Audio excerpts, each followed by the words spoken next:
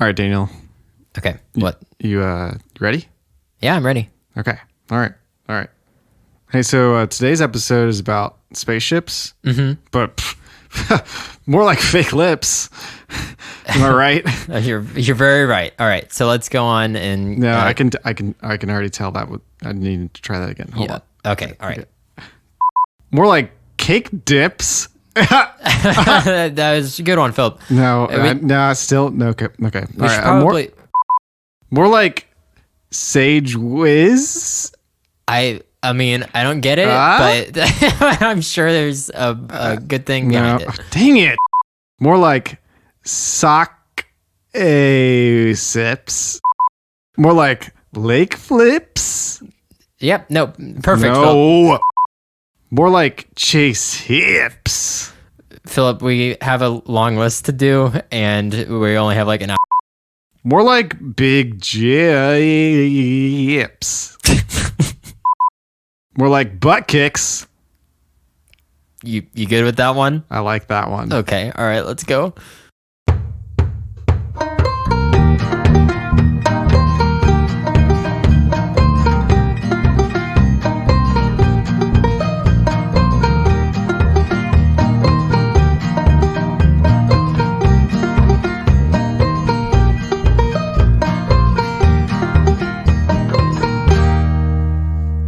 Hey, Philip. Hey, Daniel. So I've realized the last. I'm angry with you. Are you angry with me? I'm not. I just sounded like I was angry with you, so I thought I'd go with it for a second. No, you can't stay angry at me. I couldn't ever. Never ever. I've realized the last couple episodes that we've done, we haven't even like introduced the show. Oh, We just like.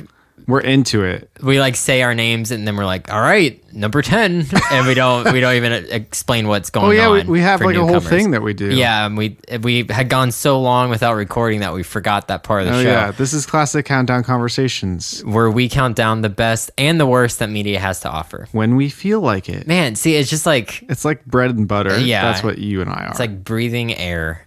So yeah, today our media-related list is along the same lines as we did robots last week. Yep. Or I guess 2 weeks ago. And staying in the realm of Sci-Fi September. The movie months. Sci-Fi September. Yeah, Sci-Fi September.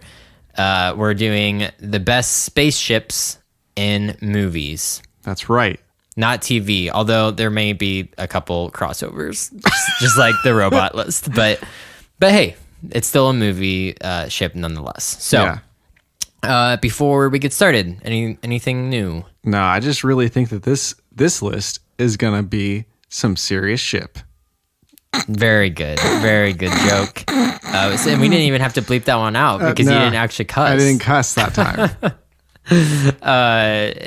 So nothing, just that joke. Just that joke. You didn't want to share anything else? Man, yeah. Okay. Well, I guess we can just hop right on in. Yeah. So we have something a little different. This episode. What is that little bit different of a thing? Is that we don't give a rip about any other spaceships, and we have one total list that's 15, and we give no honorable mentions. Well, what's funny is I was actually going to do an off the cuff. Dang it, Daniel! Is it off the cuff? Is that the phrase? That is a phrase. Okay, is that what you mean? Yeah. Is that a phrase? Yes, it is. I was going to do an off the cuff, real quick list of ones that they may not even some of them may be good. Can they be called dishonorable mentions? Well, one of them can be. You know which one that is? No. The Independence Day ship, because I hate that movie. Oh. And everyone who likes it is they eat the slop of they're part of the masses, and they just like to shove food in their face and turn their brains off and watch a movie, which isn't how you should watch a movie. Welcome to America. Yeah, that's probably a line from that movie. That's how dumb that movie is. I think it is. It is yes. That's why I was saying it. Will Smith punches the alien in the face. I think he says, "Welcome to Earth." Yeah, or something like that. Welcome to America. Close enough. Yeah, I would not have been surprised. He does say welcome to Earth, but he says it with an F at the end, so it's like welcome to Earth. Welcome to Earth. Have you ever seen the Dragon Ball P video? Yes. He says Earth. I don't remember what the context is, but Go look up the Dragon Ball P video. Very funny. So there's that one. There's the Mars Attacks ships. There's Hitchhiker's Guide to the Galaxy ship. There is Lost in Space ship. I saw that on some lists. Oh. Red Dwarf. I've never seen Red Dwarf, so I wouldn't know. And then a actual fun honorable mention is the Pigs in Space. Although I think that's only in the TV show. So that's like an honorable mention. Well, my honorable mention then, if you were going to do this, is the cats in space. Oh, yeah, that's right. I forgot. So, Lindsay said to mention that. Jeez. Do you want to explain what that is for the audience? The movie itself is a Disney movie of cats that come from space. But you can see the strings coming off of the cats because it's so poorly made. Well, they weren't expecting like 70s maybe? Yeah, I don't know. They weren't expecting that ultra high definition resolution. I'm realizing a lot of movies weren't expecting that. Yeah, so it doesn't quite hold up. Actually, as a whole movie doesn't quite hold up. A lot of older Disney movies don't. There's actually an old Disney movie about space called The Black Hole. Oh. Does it suck? It does. Yeah. That has a spaceship, but I'm not even gonna put it in the honorable mentions. Another one would be Event Horizon, is a good spaceship as well. Oh, and went Tommy. There's Tommy. A little early. He's a little bit early. He passed. The Sunshine Ship, I guess. We didn't put that in. Oh yeah, the Sunshine Ship. Yeah, that would be a good one. So there's your honorable mentions for you. Sorry and that we didn't. Dishonorable mentions. And at least one dishonorable mention and one funny with the Cats from Outer Space and one TV with Pigs from Outer Space. Okay. We got it. So now onto our list. That's how, and I know I'm talking to myself here and not you, but that's how our honorable mentions should go, where it's just like really quick. But I usually spend at least 10 minutes on the honorable mentions, and I apologize. Thank you for apologizing to me, because I've been looking for that for a long time. You're welcome. Thanks. Okay. So I'm starting with number 15. Yeah. Okay. Daniel? Yeah. Yeah, you are. Okay. You angry with me again? Yeah. Why? What'd I do? You apologized. I'm sorry. I shouldn't have done that. I don't know anymore. What is this segment? I don't know. Okay. Number 15. Okay. Is Spaceball 1 from the movie Spaceballs. So yeah, we were talking about this the other day, and I mentioned this one. You started laughing. I did start laughing. So at the very beginning of the movie, they make fun of Star Wars and how the intros always have a very long ship scene. Yeah. And Daniel and I talked about how we're pretty sure that the scene lasts for about 2 minutes in Spaceballs. It has to be like, because I wouldn't put that past Mel Brooks to just dedicate 2 minutes to a ship going by the screen. But I think it's actually a reference to a couple. I think the name is a reference to another one that we're about to mention here in a little bit. That makes sense. Yes. So I think it's kind of an amalgamation, but obviously Spaceballs is mainly Star Wars. Yeah. And it's got a little bit of Alien in there, doesn't it? There's an Alien gag with the actor from Alien that happens. Oh, really? Too. Is that what happens? Yeah. So, and then it's the ship. We should probably talk about the ship. No. There's like a mall in it. Is there? I think, yeah, I'm pretty sure. And like it goes up to, what's it called? Ludicrous speed. Oh, that's right. So there's some funny gags. I remember that, like, the ship. In order to get to ludicrous speed, they have to put in the password. And he's like, the password is 1, 2, 3, 4. And they're very upset with him. That's the password. There's also probably a gag in there that, is he saying it that slowly? Yes. There's probably something in there to where it's taking forever to get to ludicrous speed. Yeah. Like he's going very slowly to get to ludicrous speed. Yeah. It's been a long time since I've seen that movie. Me too. It's been at least like 7 years for me. Honestly, I'm surprised that my family let me watch it when I was a kid. I feel like it's probably pretty racy. Because Mel Brooks is a little wild. Yeah, especially with his Robin Hood Men in Tights movie. There's some questionable stuff in there. Is there? What's his big one other than Spaceballs? Blazing Saddles. That one's very, very racy. Yeah. And racist. Yeah. Anyway, so the cool thing about the ship is that it turns into a maid. Yes. That vacuums up a planet? Yeah. Is that what happens? I think so. I'm assuming that's their version of the Death, like that it's kind of like the Death Star. Instead of blowing up the planet, it vacuums up stuff. But it's just the ship that transforms into it. Yeah. Very funny. Very funny. All right. Number 14 is the Axiom, which, do you know what it's from? We'll give you 3 seconds. 1, 2, 3. No, you don't. It's from Wall-E.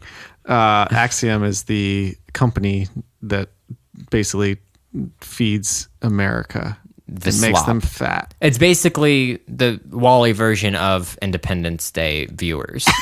There you go. Of Independence Day, people who like the movie Independence Day.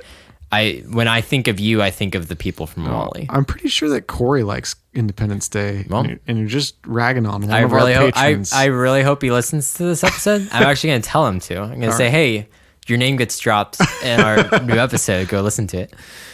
So anyway, hey, Corey. Yeah. What's up, Corey?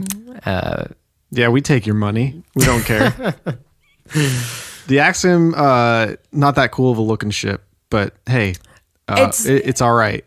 For being like an animated Pixar film, it's a fine design. Yeah, I think it's fine.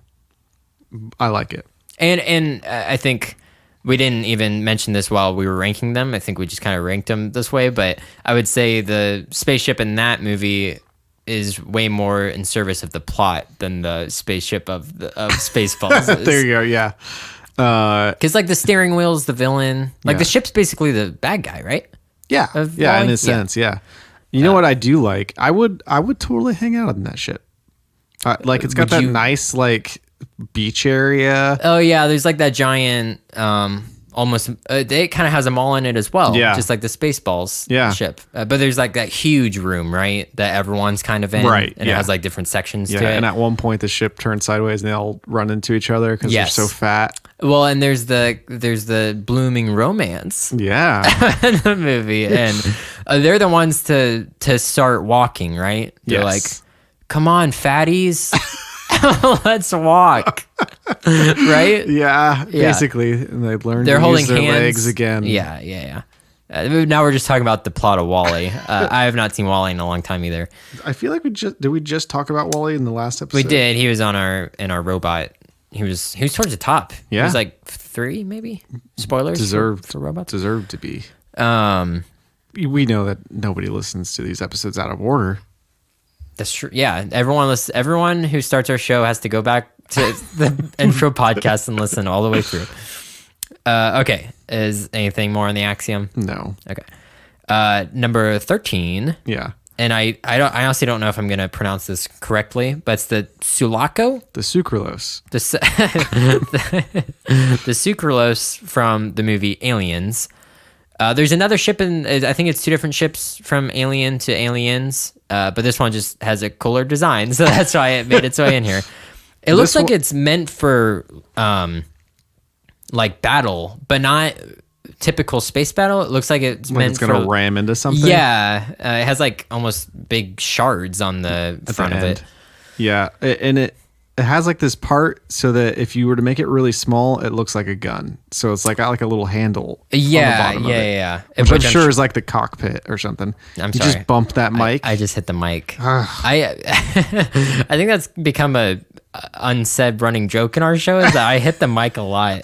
And I don't know why I was even raising my hand to begin with. Was I fixing my glasses? No, you were explaining to me, your one viewer, what the ship looked like with your hands, and decided to move it up in the air a little bit, and then you got uncomfortable. Maybe it was taken off. I don't know. But yeah, it looks like a gun. So I think that they probably did it on purpose, so it looked like not menacing, but kind of ready for battle. Yeah, because the Aliens is more of an action movie. Alien is more of a horror film. I see. Yeah, for sure. So they were probably like, James Cameron. I can see him sitting in his director's chair. Oh, make it a gun. Wait, did James Cameron do the first one? No, Ridley Scott did the first one. I was going to say, that doesn't sound right. Yeah, no. James Cameron's not going to do a well thought out, well made movie. He's going to do boilerplate movies like Avatar and Titanic. All right. Number 12, the RLS Legacy from Treasure Planet. And this is a spaceship that looks like a sea ship. Yeah, if you probably wouldn't have had this even on the list. I wouldn't if have it thought, was up to you. Yeah. I thought that this one's pretty unique because, well, first off, the name RLS Legacy. The RLS part stands for the author of the book. R.L. Stein. Yes, the author of Goosebumps, who originally wrote Treasure Island. No, I forget. I'm sorry. I forget what his actual name is, but that's his initials. Let's come up with his name right now. Okay. Robert Lindenberg Sorenstein. Robert Lindenberg Sorenstein. Very cool. I mean, that's a good author name. It's not a bad name. It's a pretty epic name, actually. I wouldn't want to have to teach it to my child, but that's a pretty good name. But speaking of children, I'm going to name my child that. So yeah, I thought like I think that's a nice little reference. Like it's his legacy has gone on into more mediums than just the book. You know, it's a nice little reference. That's all right. But then I also like that, you know, Disney's like, how can we ape off the Treasure Island name? and then I don't know what made them go with Sci-Fi, but then they're like space, Treasure Planet. Treasure Planet. But then I like that they just kept it a giant pirate ship. I like that thought process of that. All right. And I don't know if me and you watched that movie at my house, probably like a year ago, maybe. Yeah, you fell asleep towards the end of it. I did fall asleep. You fell asleep for maybe like 5 minutes and I woke you up. But I really like the... Why did I fall asleep? It was like in the middle of the day. No, it was at night, I think. It was? I think you guys were over for an Ohio State game. And I was like, I ain't watching this. I walked in and then you followed me. But I love the... I don't even know what you would call it. If it was live action, it would be the set design.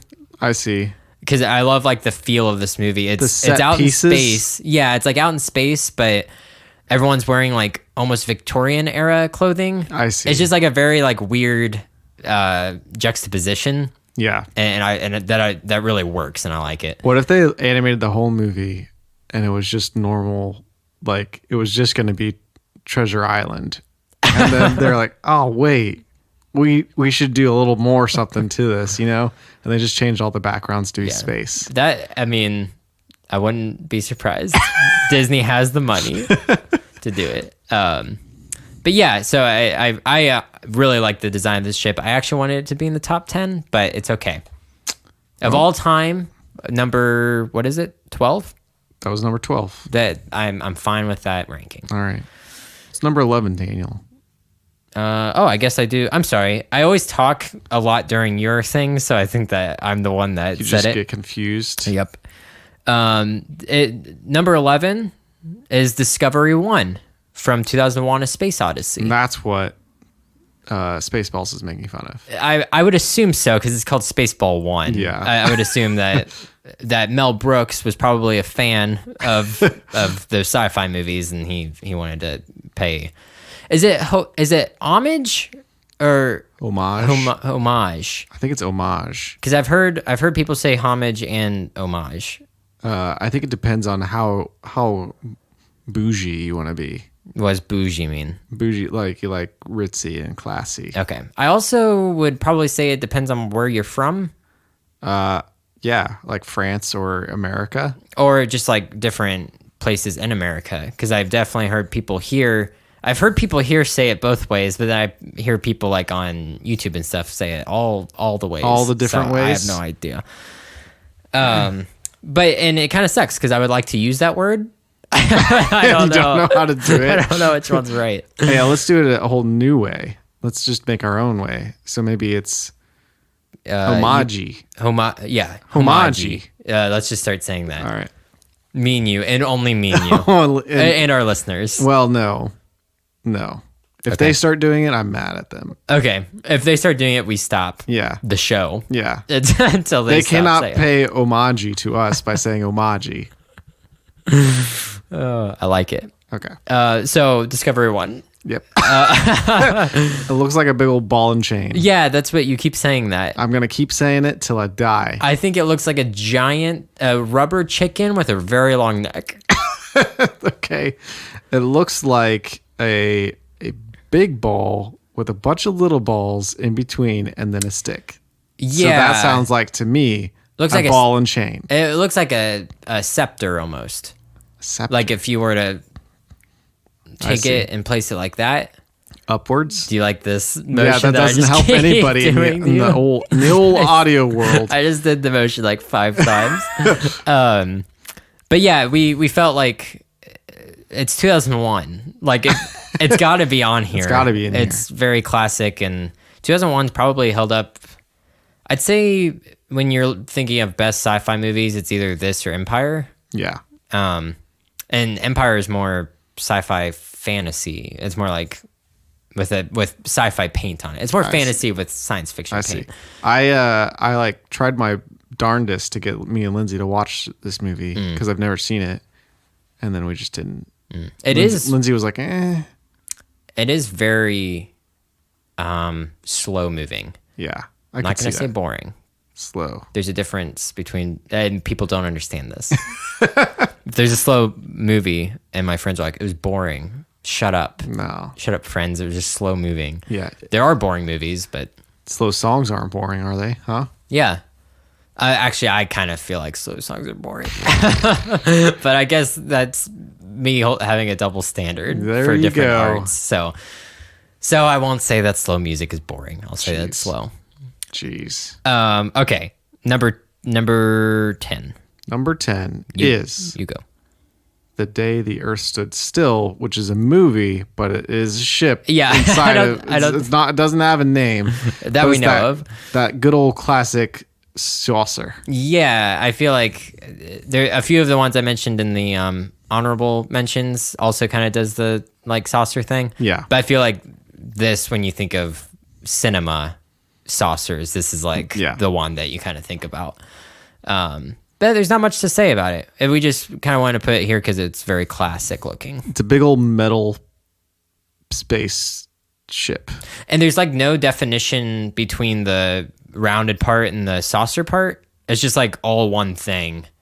You know how like, do you know what I mean? I think I know what you mean. So like there's not a break between the rounded, the ball in the middle part and the ball in the middle. Yeah, yeah. The disc and the ball. There's no definition between it. It's just it all looks like chrome or something. Yeah. Very sleek. Yes. It's like a Tesla car instead of a I don't know, a Ford Fusion or something. Yeah. If Spaceships, if we did like a chart that compared movie spaceships to cars, that would be the Tesla. Okay. I think they understand now. Yes, yeah. They'll go look up pictures and they'll be like, man, Phillip is right. Yeah. It is the Tesla. Yeah. They should, you know how like movie theaters re-put out old movies? Uh-huh. They should re-put out The Day the Earth Stood Still and say, the Tesla movies? The Tesla of Spaceships is in this movie, but it's in quotes, and then at the bottom it says Phillip Osterday. Oh, okay. Wow. I couldn't imagine. If your name was posted up amongst the nation. Oh, yeah. And then we'd get more listeners. On all the dozens of movie theaters that are open right now. Yeah. The 20 people that are going to see movies right now are like, whoa. Number 9 is Battlestar Galactica. I guess depending on which Battlestar Galactica you like more, you can put whichever ship. We're actually putting the remake. I like that design more. Me too. Number 8.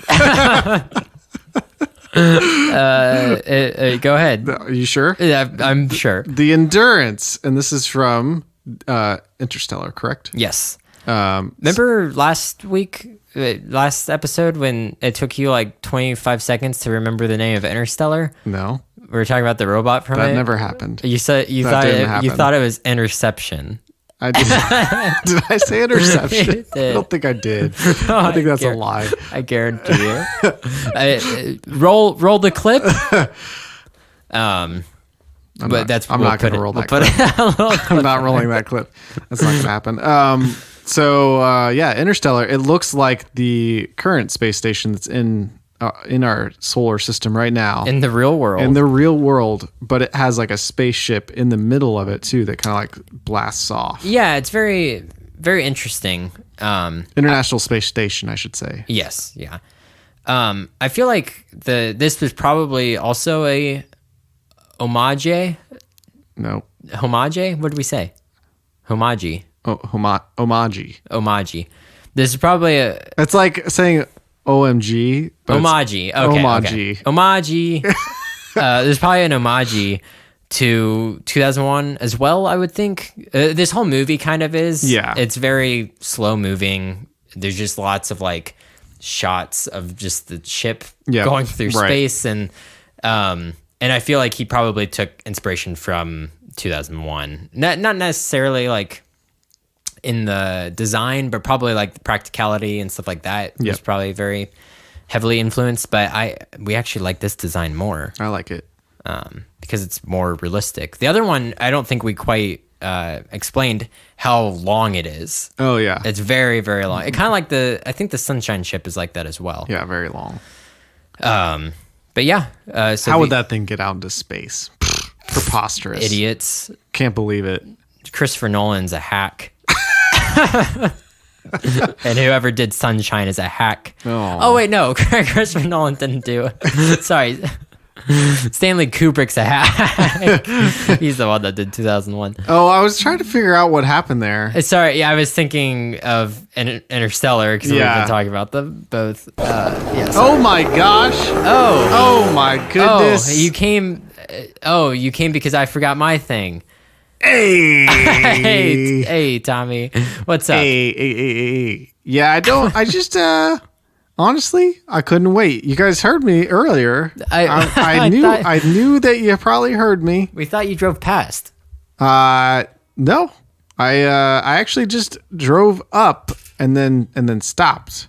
Okay. What you doing there, Daniel? I'm getting ready. We're just gonna do the two bits not simultaneously, but back to back. Well, I'll sing the song. Oh, you'll sing it? Okay, yeah. I guess we will do them kind of interchangeably today. Yeah. We can make this happen. This is fun. Okay, right. You ready? Yep. All right.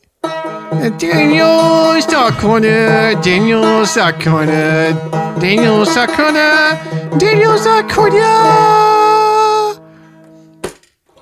Hey, I think we did a pretty good job. I think you did good. I'm surprised that you've lived here for so long and you still have your accent.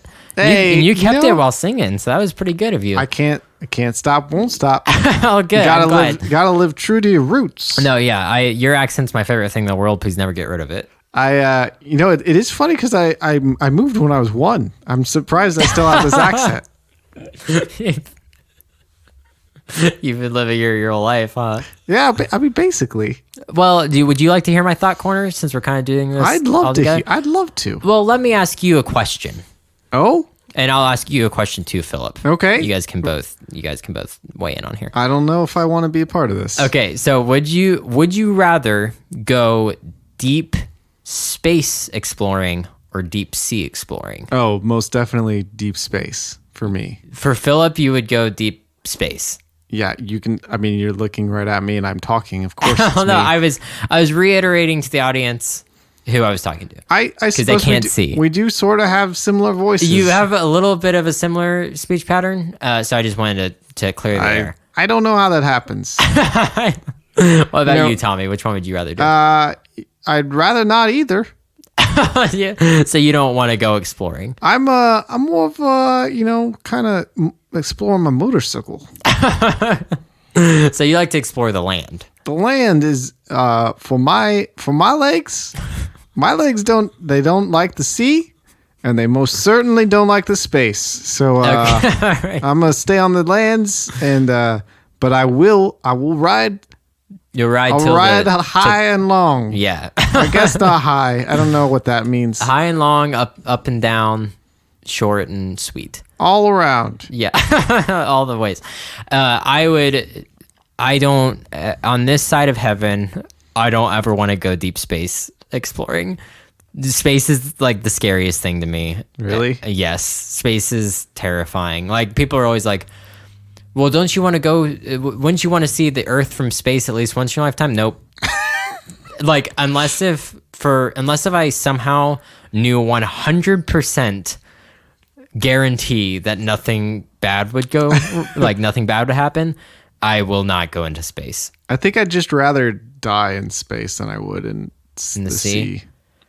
I mean, it'd probably... Something about drowning freaks me out. Yeah, I guess, but if you're going deep sea exploring, I feel like you'd be low enough to where the pressure would kill you before drowning would. If something went wrong, if the submarine broke open or something. Then what would that feel like, though? I wonder. I don't know. I feel like probably the same as being out in space. I guess if so. If you died out there, because there's a lot of pressure out in space. No. Watch.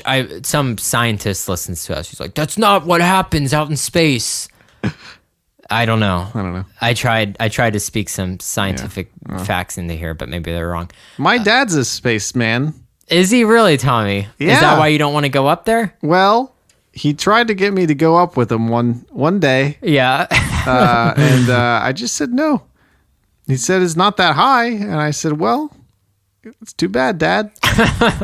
And so have you learned anything new since 2 weeks ago, Tommy? Oh. Did I catch you off guard a little bit? Yeah, I wasn't quite ready for that. I was still kind of in. I didn't get to sing the song to end it. Oh, okay. Well, I was gonna, since we're kind of doing this all at the same time, I was gonna end your section with this while you drove off on the motorcycle. I see. Well, speaking of space, yeah. You ever heard about the monkeys in space? I've heard of them. Yeah. Like, they just didn't want to kill no humans, so they brought the monkeys up there, huh? That's pretty mean. But they should really watch out, because guess what? What? I learned today that in general, gorillas are 4 to 9 times stronger than the average male human being. Can you believe that?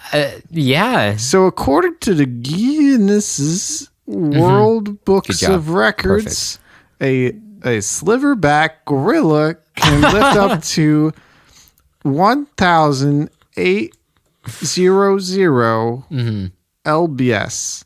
Yep. Of dead weight. Wait, what was that? A dead gorilla? A dead weight. I don't know what that means. I think this means it's a dead person. But where did they find a person that's 1,800 pounds?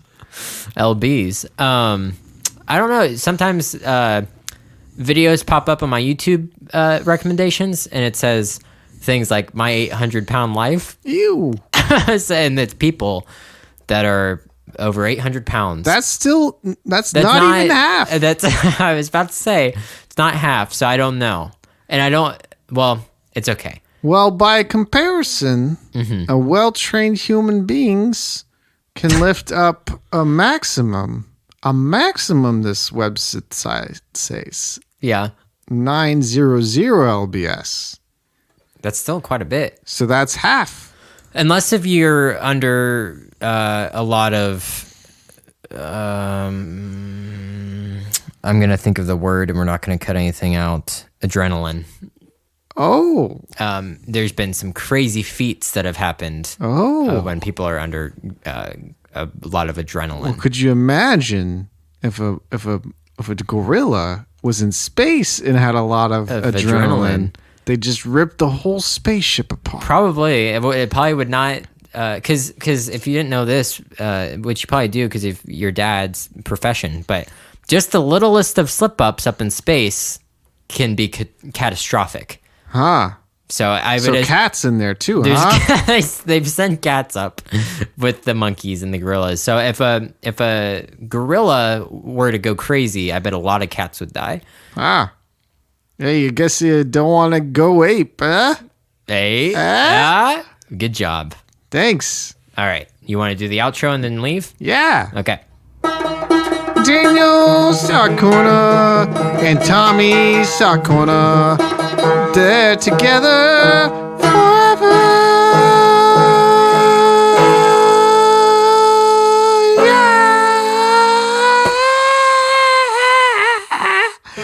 I got a little carried away. No, it's okay. Very good. I came back in at the end to try to go along with you. You're trying to rein me in, and you can't rein this in. I let go of the reins eventually. I was like, see ya. Bye. Bye, Tommy. Bye, Tommy. Okay. That was I think that was a good. I like the mashup. Yeah, I had since we didn't do just 10. Sorry, I'm probably not next to the mic.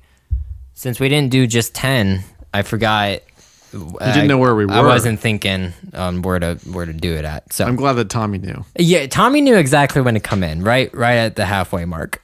Okay, what is number? Oh, I guess I do number 7. Yes, you do. Okay. Again, kind of with the Battlestar Galactica, you can kind of choose, I guess. Choose your own adventure.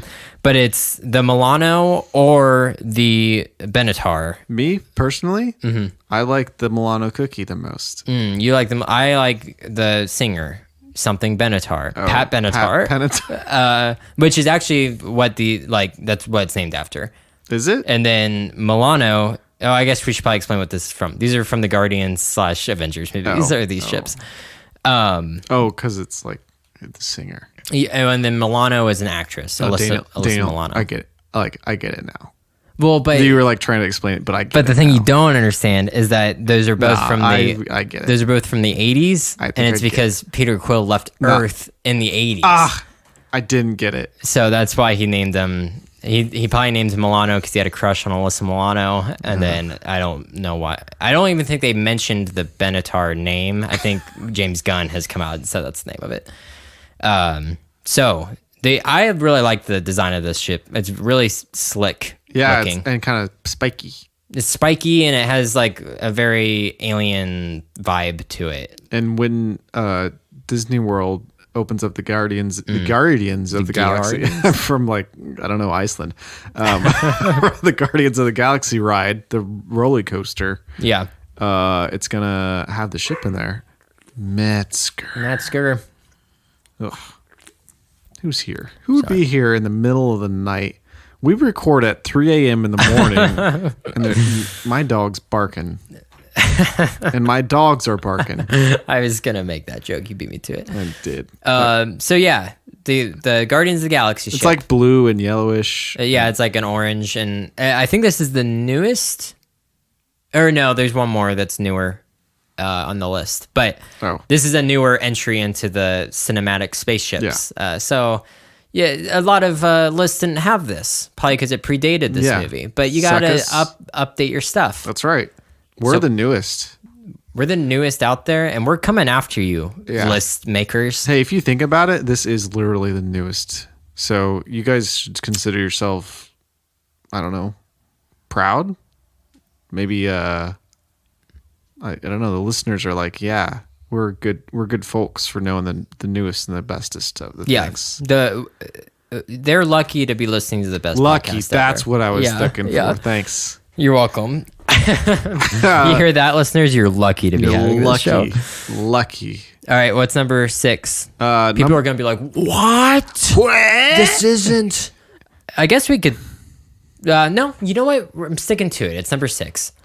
You were going to change it? Well, I was thinking maybe put it in a top 5. Once that text is sent to me with the list, it's like pure law. It's like in the Bible, it's the law. Yeah, I mean, that's not true. We've changed it many times. Never happened.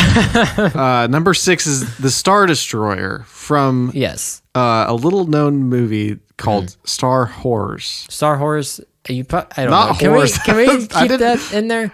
Yeah. Okay. I didn't say horrors. I said horrors. It's the same thing. I was just following in your footsteps. Don't hold me accountable. Again, I guess you can either go the Star Destroyer or the Super Star Destroyer. Either one, which is just bigger. I actually like the design of the regular Star Destroyers more, though. Even though the Super Star Destroyer is bigger and badder and super. Mm-hmm. Anyway, it's that big triangle-looking spaceship thing that they try to destroy a couple times. It's in the very first shot of the first Star Wars movie. Yeah. It's not the first ship you see. You see the rebel ship first, and it's very small, and you're like, oh, there's the rebels. They have a little ship, and then this big, huge Empire ship comes in, and then you get it right away. Oh, the rebels are the little guys. They're the rich ones. No, the rebels are the poor ones. Nah, they're rich. It's a weird thing that I got out of it, but that is what I got out of it. This is gonna be and by rich, I mean rich in heart, Daniel. They are rich in heart, and rich in spirit. Yeah, which I guess might be the same thing.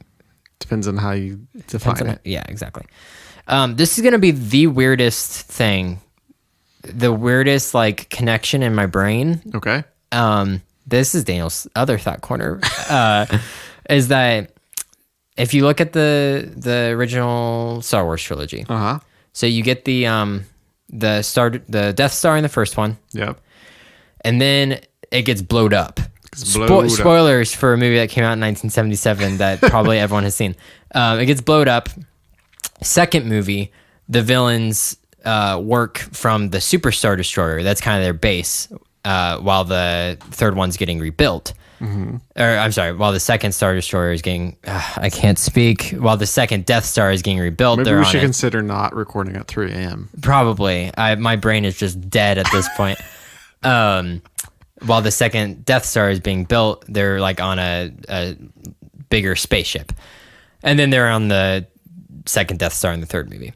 In the Dark Knight trilogy, okay, you get Batcave first movie. Yeah. At the end of that, the house burns down. Second movie, they work in this weird underground white room that's like in a shipping yard. Yeah. While the house is getting rebuilt. And then the third one, they function out of the Batcave again. It's almost like movie makers feel like they have to keep, creating bigger and better things. Yeah, or give a change of scenery or something. Yeah. And then the third one in both their series has both. They mainly operate out of the thing from the first movie, but the thing that they operate out of in the second movie is still present. I see. I don't know why. I don't think that there's a purposeful. There's not. It's just a connection that I've made that I find interesting. I see. So you're a weirdo. I'm a weirdo that only thinks about movies. So what's number 5? Serenity from Firefly. I feel so serene. So actually, it would be Serenity from Serenity if this is a movie list, because Firefly is a show. Right. Get out of here, Firefly. Get out of here, that show. I actually saw the movie. Actually, I've never seen the show all the way through. Hey, you know what bugs me about this ship? What is that? Is that it looks like a firefly bug thing. Oh, I get it. I get the joke that you're trying to make. Yeah. I thought it was good. It wasn't as good as your joke to open the episode with, though. More like butt kicks. More like butt kicks. But the thing I like about this ship, other than design, that looks like a firefly. That's why the show is called Firefly. Nah. Is that I find it funny that it looks like a firefly, and the show's called Firefly, but the name of the ship is Serenity. I find that kind of funny. But this one's like definitely made for action.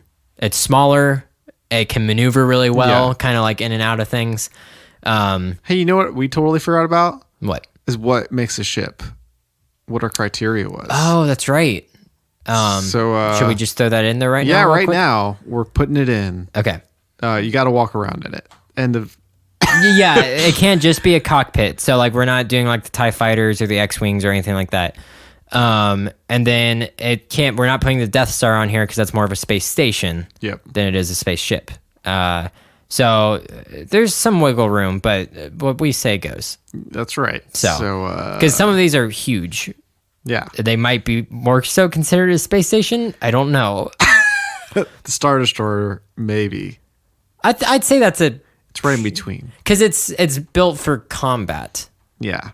Anyway. Or for conquering, at least. So I would say that's a ship, but the Death Star is a station. Yeah. Anyways. Good thinking. I knew we were forgetting something. Yeah. And it was that. What's number 4? Number 4. Should we give I think number 4 and number 3 are kind of out of left field. and I'm kind of excited. Yeah, we got you with this one. So what's number 4, Phillip? So the spaceships from Arrival. Yes. A lovely movie called Arrival. Do you want to gush over Arrival for a second? Let's talk about Phillip? Arrival and how good it is, and how like I didn't expect to like it, and then it was awesome. It was like it's one of those times where a movie comes out, and because the Academy is stupid, yeah, and you're like, man, this should be nominated for Best Picture, but it won't be. No, but then it was. And then it was. It didn't win. It should have. It actually should have. I think movies of that year, it was the best. But, really? Yeah. Yeah, it was just really good, and like it's about.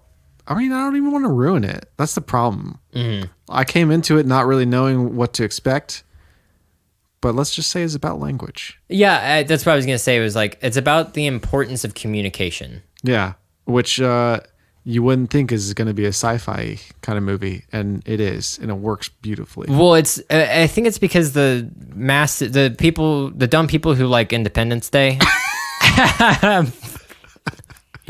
have come to think of that as sci-fi, of space battles, and they think more action. Yeah, but sci-fi is short for science fiction. That's right, and science is boring. And that's why I like movies like Interstellar and 2001 and stuff like that. Is like Arrival. Arrival is that it's a slow burn. Oh yeah. It's very like detailed, and you're just kind of like with these characters. And it's a thinker. Yeah. It's like a close to like a Christopher Nolan movie kind of. It makes you like have to view. I don't want to ruin it. Yeah.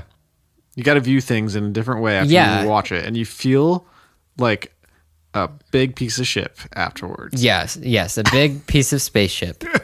And like you need to go places. And like it almost makes you want to like fix relationships in your life. Yeah. Even if there's not like relationships that need to be fixed, you're like, oh man, I need to go talk to someone. Yeah. And have a really good conversation with them. Which is what good art does to you. Yeah, it changes you. Yeah. And I think that's what I love about this movie is the climax of the film is the most like mundane thing. Yeah. Yep. But the way it's told in the story is just like, and the performances and the way the movie's made, like it's just all so well done that it just builds up perfectly to it. And who would have thought Amy Adams had it in her? I like Amy Adams. A lot of people don't. I just didn't think she had it in her to put it on such good performance. No, she's really good. And Jeremy Renner's in it. Yeah. He's like a working man's actor. I feel like he doesn't care if it's a good movie or bad. I think he's just like, sure. Yeah. Yeah. I'll do that movie. Yeah. I don't know him personally, obviously, but that's kind of the vibe I get from him. He's probably like, man, I've been working so hard to get these parts. This Daniel guy's a jerk. Because he listens to us. So anyways, gush time. So anyway, that the spaceship in Arrival. Yeah. It's okay. I sidebarred us. Yeah, so now we're back into the episode. It's a big old like circle thingy.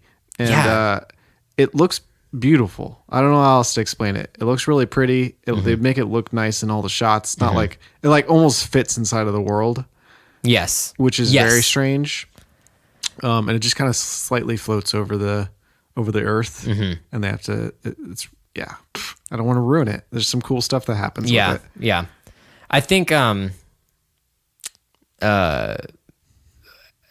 Letter Media pointed this out. I think I'm gonna bash on Independence Day again.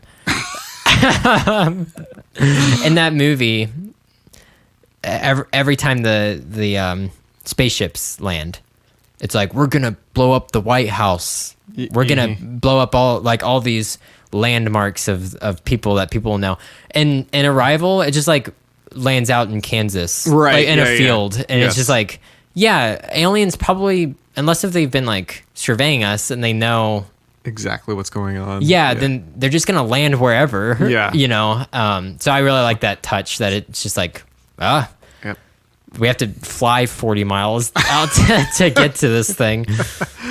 Yeah. Love it. Yeah. What's number 3? What's number 3? Hey, Daniel, what's number 3? Hey, that's my new character. New character? What are you talking about? You've never done a character on this show.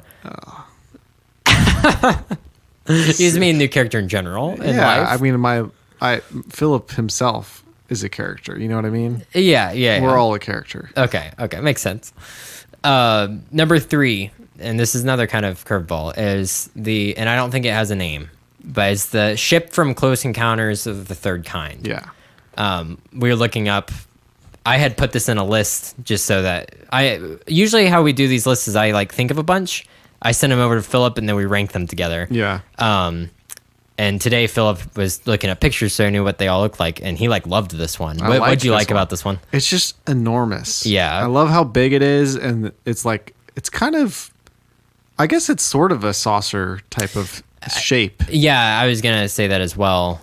As it's kind of like a modernized version of that. Yeah, and it's got like a giant city on top, basically, is what it looks like. Yeah. And it's huge. It's just enormous in a big circle and round. Right, yeah. And I guess that's the kind of ships I like. But I think the imagery is really good with it. That's another thing about spaceships is you got to have a good shots of it. Yeah. And that shot that we were looking at earlier, where it's I think that thing's in Utah. Yeah, that natural formation thing, the big rock, and that shot where it's just looming over it, and then you can see down in front of the rock is just the lights and stuff of the people, and I think this movie, again, is kind of about communication. They just kind of talk to the aliens at the end, but it's done in a way to where it's it's more fictionalized than Arrival is. Yeah. But it's done in a way where it's if this happened, this would be this huge event. Right. Of tons of people would be present, and it would, even if the spaceship wasn't that big, to us it would seem huge, you know? Yeah. So I really like the thought that went behind the design of this ship and kind of the thought of it. But I like it. I like this ship. Yeah. All right. It's just, and not only is it a saucer, but it has weird jags in it, and it's just all these little lights, neat design, and it makes music. That's another thing that I like about this movie. I like the way that they communicate in Arrival, but this one they use music and lights. Yeah. Which are if you think about it, those are things that everyone understands. Yeah. It's a good idea around the world, so it would just naturally make sense that it would, even people out in space would understand it. So I like that idea. Okay, what's number 2, Phillip? Give me the drum roll, please. Yeah, should we do a disclaimer and say we know that people are going to be upset regardless of what we put here? It doesn't matter what we put at number 2. Yeah, folks, be mad. Yeah, be mad, but. Yeah. That's my snare drum sound. And number 2 is the Millennium Falcon. Oh, sorry, Star Wars fans. And I'm more of a Star Wars fan than the other franchise, but you guys can just, be sad and wallow in your sadness. But guess what? It is number 2 in all time. Be sad at something so inconsequential as a list. What's going to be sunny? So funny. Sunny. Is that 3 a.m. recording our podcast at 3 a.m. is a bad idea. But is that we probably going to know a lot more about our number 2 than we are our number 1. Yes, which is fine. Maybe we'll pull Battlestar Galactica and just say our number 1, then move on really quickly. What's your favorite part about the Millennium Falcon, Daniel? I like that when I was younger, I always thought of it being a very small ship. Mm-hmm. But as I've gotten older and they've made the new movies and stuff, and I can see stills of the Millennium Falcon and whatnot. Yeah. The cockpit is actually the smallest part of the ship. Oh yeah. So I like that it almost feels like a home. in Right. it, which is, I guess it would kind of be, Would have to be Han and Chewie's home, but it's basically, I guess it could be the mobile home Falcon. the mobile home Falcon. I like it. I like the little game room that they have. Yeah. Where they're playing like that weird chess. That's what I was going to say is my favorite part. Of I'm the sorry. ship. Jeez. What's your favorite part? The little game room? What do you like about the game room? I like how it's like their home. And they have to have a little game room.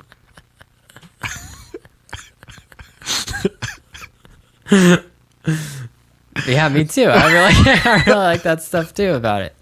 I like that the floorboards he's probably like emptied out to smuggle stuff in. Yes. Yeah, that's cool. And he like doesn't R2D2 like just open up panels and start fixing stuff? Yeah. Like that happens. It's Well, just and like C-3PO like talks to it. Yeah. It's a big little hunk of junk. Yeah, I like that everyone treats it like it's crap. Yeah. That's actually kind of like I know, say what you will about the sequels, the sequel trilogy. Yeah. I really like Force Awakens. Uh-huh. Yeah, it's a carbon copy of A New Hope, blah, blah, blah, whatever. I like it. It has good performances and a good pace to it. But that was a perfect way of introducing it when you don't see it. And he's like, what about that ship? And she's like, that ship's garbage. And then the ship they're running to gets blown up. And then you finally see what they're talking about is the Millennium Falcon.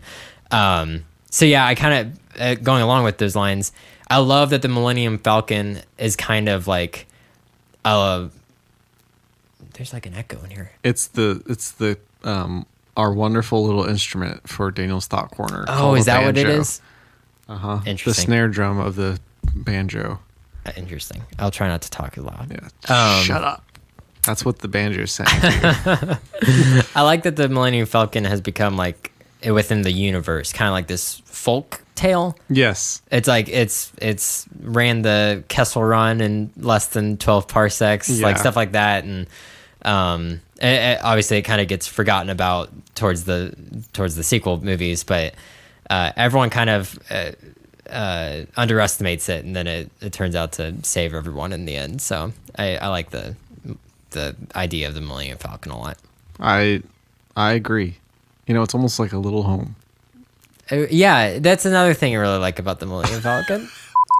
So, Philip, what is number one? I don't say it. Well, we say it together. Okay. We always say number one together. Okay. The number one wonderful ship vessel from space is the USS. Oh, I'm sorry. I said the U.S. Enterprise. This isn't United States. USS. USS Enterprise. USS's Enterprises. From the Star Treks. The Star Trekkers. We're not Trekkies. Nah. I want to be. Actually. I'd love to actually like this show, but you know what? It just kind of sucks. No, I'm kidding. Apparently, Next Gen is like amazing. I think that it's hard to get into a show that's older like that when, it's just a little lackluster in the old effects department. The effects department and the pacing. Yeah. But that's if you're wanting, like I said, the idiots who like Independence Day. It's like if you can shift your brain to think I'm gonna watch a show or movies, because obviously Star Trek's movies, or else this thing wouldn't be on this list. Is that like I'm gonna shift my mind to more of like a slow, where they have to deal with like morality. Right. There's more like ethical questions going on. Obviously, there's some fun stuff in Star Trek and some action stuff in Star Trek, but you kind of have to look past those pacing issues and the effects department and whatnot. Anyway, I remember when we were talking about this list, we said that this would be number one, and I said the reason it would be number one for me, why? is because my daddy has Star Trek ornament for the Christmas tree, and it played sounds from Star Trek, and I loved it. And if we didn't put that dang thing on the Christmas tree, it wasn't freaking Christmas. So Daddy put that on the Christmas tree this year because your son Phillip's wants coming it. home, and my son, dag nabbit, is gonna hear those sounds for Christmas and know that Star Trek, though he may never see it, is a wonderful show. I feel like if you held up pictures of the USS Enterprise and the Millennium Falcon, more people would probably recognize the Millennium Falcon. However, I think the USS Enterprise is more when I think of a spaceship. Yeah. I think more of the USS Enterprise. Yeah. Because it also has the saucer. It has a little bit of a saucer. But then it has like huge thrusters on it. Yeah, and it's sweet. I really like the design of it a lot. Yeah. And it can, teleport people around places. That's pretty cool. It's also huge. It's very big. Yeah, I like it. I like the bridge set. Uh-huh. Yep. Man, the original show is so cheap. It's so cheap looking. I love it. I feel like we could do it. We could do Star Trek. Yeah. It wouldn't be that hard. We just have to overact. Yeah. And have bad sets. Yeah. I think the hardest part would be getting that makeup for the what are those guys called? Klingons. Are they Klingons? Yeah, the Klingons. That'd be a lot of makeup. It's okay. We can do it. Or we can just get a mask. That's if you watch the original show, that's a lot of what the aliens were. We're just like, yes, so cheap. Yeah. But yeah, that's I think that deserves top spot of spaceships. That's right. It does deserve it. And people that thought that Millennium Falcon would be number one, poo on you. Yeah, poo on you. Okay. Well, that was our list. Yeah. And that thus ends movie month, Sci-Fi September. That's right. Next month, we'll do some Halloween stuff. That's right. Which I'm super excited about. Hey, so if you've made it to the end of this episode, you probably are just begging for more content from us. Yes. Have you listened to last week's episode when we announced the YouTube channel and everything that we're doing with it? Because guess what? There's a hilarious new video of me and Daniel in a car. But there was a little bit of a hiccup. There was a little bit of a hiccup. And it's on private at the moment. Is it on private? Well, yes. Okay. Well, it won't be by the time people hear this. That's true. Yeah. That's true. I always forget that we record ahead of time. Yeah. I always just think that it's just there. As soon that as simultaneously just going into we're not people's live ears. streaming. Yeah, I get there was a complication with the formatting of it, so I got to redo that. But it'll be out. Yeah, it'll be out by the time you're listening to this. So I thought it was hilarious. I hope so. I hope that even in the old 720p quality. Freaking stupid formatting. But yeah, we'll hopefully you guys like that. And we actually said that we were going to do this every month, but I think we're going to do it kind of a little slew of different series. We got some tricks up our sleeves. Yeah. Let's just say that. Tell your friends and family and clergies and neighbors about us. I love the clergymen. Yeah, it's awesome. Your coworkers. Definitely tell your coworkers. Oh, yes. Yes. Well, you know what, Daniel? What? We are the best, aren't we? Mm-hmm. Yeah, we are. And our listeners, they're the best. Yes, they are. You can never be perfect, but you can always be better. Interesting. We love you. Okay. Well, 4 a.m.